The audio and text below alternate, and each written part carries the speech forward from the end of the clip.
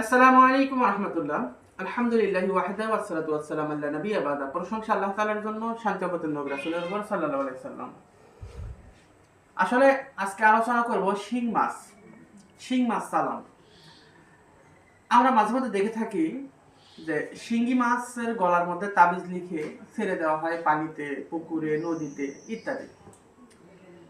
মানুষ বলে থাকে যে এর মাধ্যমে মানুষকে মেরে ফেলে, ধ্বংস করে ইত্যাদি। আসলে এই কথাটি সম্পূর্ণরূপে মিথ্যা কথা। আর কখনো সম্ভব নয় এইভাবে মানুষকে মেরে ফেলা।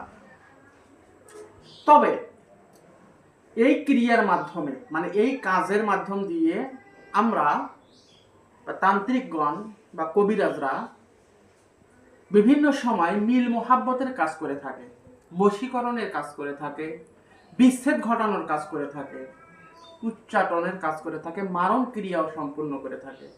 তবে মারণ ক্রিয়ার জন্য যে শিং মাছ চালান হয়, সেই শিং মাছকে 7টা নদী থেকে পানি সংগ্রহ করে একটা পাতিলে, মাটির পাতিলে ঢুকাতে হয় পানিটা।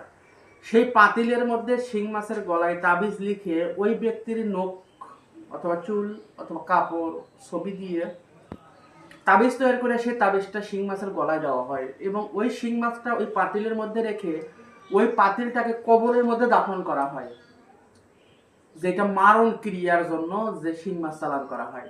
তবে যেগুলো নদীতে, বিলে, খালে ছেড়ে দেওয়া হয়, এগুলো কখনোই ওই মারণ ক্রিয়ার শিং মাছ চালান নয়। এগুলো বশীকরণ অথবা বিচ্ছেদ অথবা সম্মোহন করার জন্য এই শিং মাছগুলো চালান করা হয়।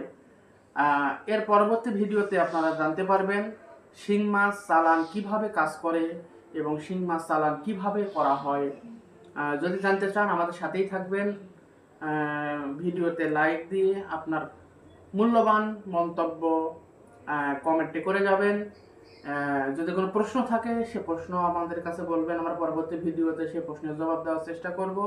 আজ এই পর্যন্তই। সবাই ভালো থাকবেন, সুস্থ থাকবেন, এই আশাবাদ ব্যক্ত করে চলে যাচ্ছি, বিদায় নিচ্ছি।